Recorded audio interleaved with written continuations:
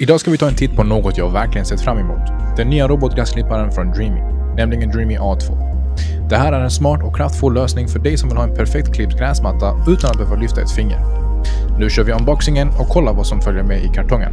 Längst upp i lådan hittar vi en förpackning med manual, fästen och spikar tillsammans med en insektsnyckel, reservknivar, rengöringsborste och även strömadapter.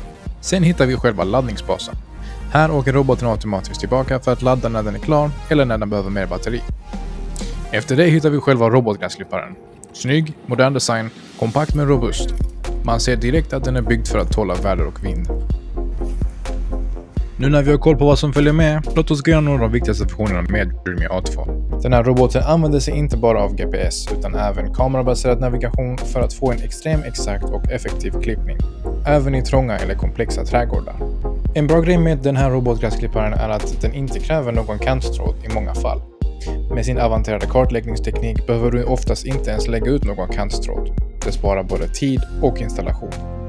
Då du har appstyrning via Dreame Home innebär det att du kan schemalägga klippningar, ställa in zoner, kolla batterinivå och mycket mer direkt i appen. Roboten har automatisk laddning, så när batteriet börjar ta slut kör roboten automatiskt tillbaka till sin basstation och laddar upp sig själv. Du behöver inte göra någonting alls. En annan bra funktion med robotgräsklipparen är att den är tyst och effektiv. Den klipper gräsmattan diskret även under dagtid utan att störa grannarna. Så där har vi det. Dreame A2 robotgräsklippare. Smart, smidig och kraftfull. Perfekt för dig som vill ha en gräsmatta utan allt jobb. Glöm inte att prenumerera och gilla videon om du vill se mer.